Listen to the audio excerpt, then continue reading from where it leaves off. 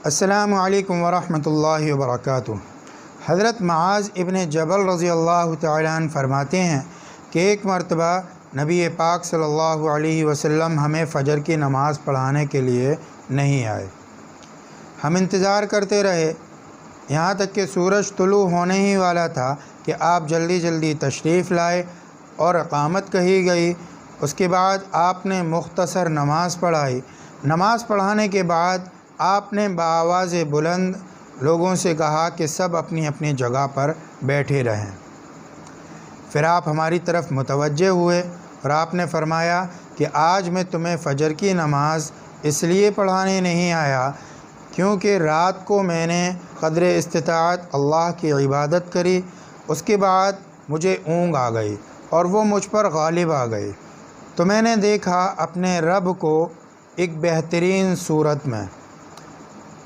اللہ نے مجھ سے فرمایا کہ محمد، میں نے کہا حاضر ہوں اے میرے رب۔ اللہ نے فرمایا یہ مقرب فرشتے کس چیز کے بارے میں بحث کر رہے ہیں؟ میں نے عرض کیا کہ میں نہیں جانتا۔ اسی طریقے سے 3 مرتبہ اللہ نے ارشاد فرمایا۔ پھر میں نے دیکھا کہ اللہ نے اپنے ہاتھ کو میرے دونوں کاندھوں کے درمیان میں رکھ دیا، یہاں تک کہ میں نے اللہ کے پوروں کی ٹھنڈک کو اپنے سینے میں، اپنے قلب میں محسوس کیا اور میرے سامنے ہر چیز واضح ہو گئی۔ پھر اللہ نے فرمایا اے محمد، میں نے کہا لبیک یا ربنا، حاضر ہوں اے میرے رب۔ اللہ نے فرمایا یہ مقرب فرشتے کس چیز کے بارے میں بحث کر رہے ہیں؟ میں نے عرض کیا یا اللہ یہ گناہوں کو مٹانے والے اعمال کے بارے میں بحث و مباحثہ کر رہے ہیں۔ اللہ نے فرمایا وہ اعمال کیا ہے؟ میں نے عرض کیا باجماعت نماز پڑھنے کے لیے مسجد میں چل کر جانا، مساجد میں نماز کے بعد بیٹھے رہنا اور ناگواری کے باوجود اچھی طریقے سے وضو کرنا۔ میرے دوستو یہ 3 عمل ایسے ہیں جو گناہوں کو ختم کر دیتے ہیں۔ ایک کہ ہم مسجد میں باجماعت نماز پڑھنے کے لیے جائیں، اور دوسرا نماز پڑھنے کے بعد مساجد میں بیٹھے رہیں۔ بیٹھنے کا مطلب یہ نہیں کہ وہاں بیٹھ کر گپ شپ کرتے رہیں، وہاں بیٹھ کر دنیاوی باتیں کرتے رہیں، بلکہ وہاں بیٹھ کر اللہ کے ذکر میں مشغول رہیں۔ اور تیسرا عمل یہ ہے کہ ناگواری کے باوجود بھی اچھی طریقے سے وضو کرنا، یعنی جیسے کہ سردیوں میں ٹھنڈے پانی سے وضو کرنے میں ناگواری گزرتی ہے، اچھا نہیں لگتا، اس کے باوجود بھی اچھی طریقے سے وضو کرنا، یہ 3 ایسے عمل ہیں جو کہ تمام گناہوں کو مٹا دیتے ہیں۔ آگے اللہ کے رسول صلی اللہ علیہ وسلم اپنے خواب کو ذکر فرماتے ہیں کہ پھر اللہ نے فرمایا کہ محمد، میں نے کہا لبیک یا ربنا، یہ مقرب فرشتے کس چیز کے بارے میں بحث و مباحثہ کر رہے ہیں؟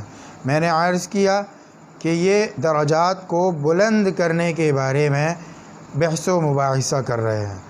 اللہ نے فرمایا کہ وہ کیا ہے؟ میں نے عرض کیا کھانا کھلانا، نرمی سے بات کرنا، اور جب لوگ سو رہے ہوں تو تہجد کی نماز پڑھنا۔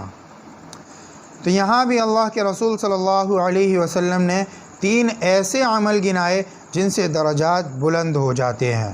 نمبر 1 کھانا کھلانا، نمبر 2 نرمی سے بات کرنا، نمبر 3 جب لوگ سو رہے ہوں تو اٹھ کر تہجد کی نماز پڑھنا۔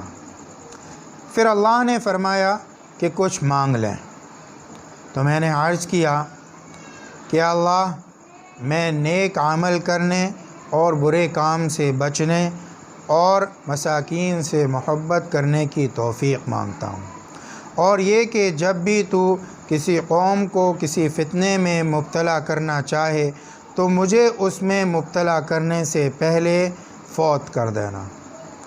اور یا اللہ میں تجھ سے تیری محبت اور تجھ سے محبت کرنے والوں کی محبت اور ایسے اعمال کی محبت کا سوال کرتا ہوں جو مجھے تیری محبت کے قریب کر دے۔ ہمیں ان باتوں پر بھی غور کرنا چاہیے کہ جب اللہ نے فرمایا مانگو تو رسول اللہ صلی اللہ علیہ وسلم نے کیا مانگا؟ اللہ کی محبت مانگی، غریبوں سے مساکین سے محبت کرنے کی توفیق مانگی۔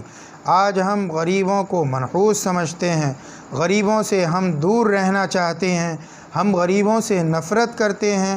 یاد رکھیے، غریبوں سے محبت کرنا یہ اللہ کے رسول کی سنت ہے۔ اگر ہم رسول اللہ صلی اللہ علیہ وسلم سے محبت کرتے ہیں تو ہم غریبوں سے محبت کریں، کیونکہ آپ نے بھی غریبوں سے محبت کی ہے۔ اسی طریقے سے اللہ کی محبت کو مانگا ہے۔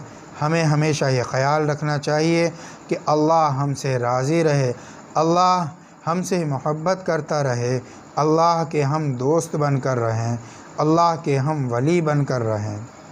ان تمام باتوں پر اگر ہم عمل کریں تو یقیناً اللہ ہمارے سارے گناہوں کو مٹا دیں گے اور ہمارے درجات کو بھی بلند فرما دیں گے۔